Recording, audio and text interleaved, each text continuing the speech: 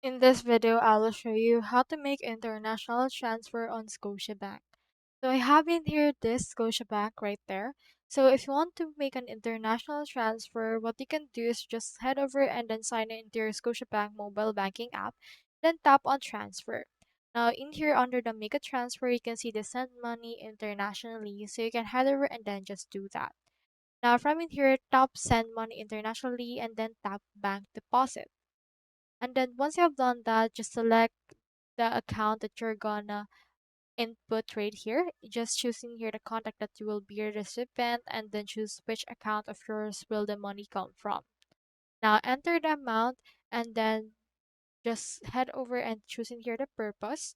You can see in here that they have a conversion of this particular step right here. It can be a conversion of Canadian currency to US dollars. After that, just send and it should be sent or transferred.